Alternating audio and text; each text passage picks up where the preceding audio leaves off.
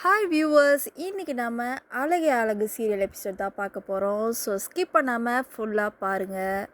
So இன்றைக்கி எபிசோடே நீங்கள் பார்த்தீங்கன்னா 2 மருமகளும் மாமியாரும் கிச்சனில் உட்காந்து பேசிக்கிட்டு இருக்காங்க. அவங்க மதிக்கிட்ட உங்களுக்கு சமைக்க தெரியுமா, வயசான அப்படின்னு கேள்வி மேலே கேள்வியாக கேட்டுக்கிட்டு இருக்காங்க. அதை பார்த்த மலர், உங்களுக்கு சீரியல் பார்க்க டைம் ஆச்சு, நீங்கள் போய் பாருங்கள் அப்படின்னு சொல்லிட்டு டைவர்ட் பண்ணி விட்டுறாங்க.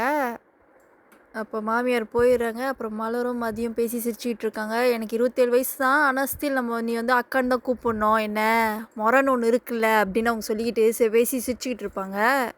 இங்கே தங்கராஜ் மாமா இடியே உளுந்து போன மாதிரி உக்காந்துருப்பாரு. மறுபடியும் மதியம் சொன்னதே ரீவைண்ட் பண்ணி பார்த்துக்கிட்டு இருக்காரு. போயான்னு வீட்டில் எல்லாரும் ஏன் என்னாச்சு அப்படின்னு தங்கராஜ்கிட்ட கேட்கும்போது கூட அவர் என்னன்னு சொல்லவே மாட்டார். ரேவதி தான் வந்து வேலை செய்கிற ஆள்கிட்ட கூப்பிட்டு என்ன ஆச்சு அப்படின்னு வெளியே போன இடத்துல என்ன ஆச்சு அப்படின்னு கேட்பாங்க.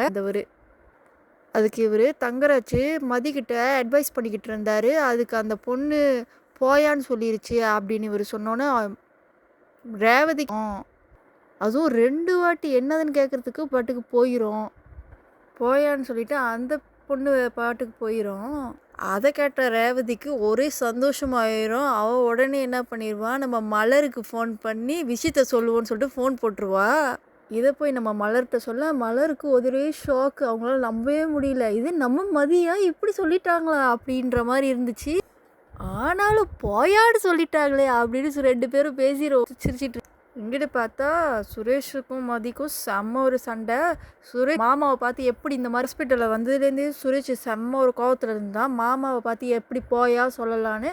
ஸோ இப்போ மதி வந்தோடனே அவர் கேட்குறாரு, எப்படி நீ வந்து மாமாவை இப்படி மரியாதை இல்லாமல் நடத்தலாம், எப்படி பேசலாம் அப்படின்னு அவர் கேட்குறதுக்கு இவன் என்னால் மரியாதை கொடுக்க முடியாது, இந்த மாதிரி ஒரு ரவுடிக்கெலாம் என்னால் மரியாதை கொடுக்க முடியாது, நீங்கள் யார் வேணாலும் என்ன வேணாலும் நினச்சிக்கோங்க, இந்த வீட்டாளர்கள்லாம் நான் மரியாதை நடந்துக்கிறேன், என்னால் நடந்துக்க முடியாது அப்படின்னு அவங்க சொல்லிடுவாங்க.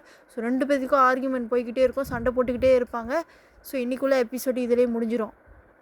இதுக்கப்புறம் வரக்கூடிய எபிசோட்ஸ்லாம் எப்படி இருக்க போகுது, மதி இன்னும் என்னென்னலாம் பண்ண போகிறாங்க, தங்கராஜை ஓட விட போகிறாங்களா அப்படின்னு நீங்கள் பார்த்துங்க. ஸோ காமெண்ட் பண்ணுங்கள். யாரெல்லாம் இன்னும் என்னை ஃபாலோ பண்ணாமல் பார்த்துட்ருக்கீங்க அப்படின்னா கண்டிப்பாக ஃபாலோ பண்ணிக்கோங்க. சப்ஸ்கிரைப் பண்ணுங்கள், ஷேர் பண்ணுங்கள்.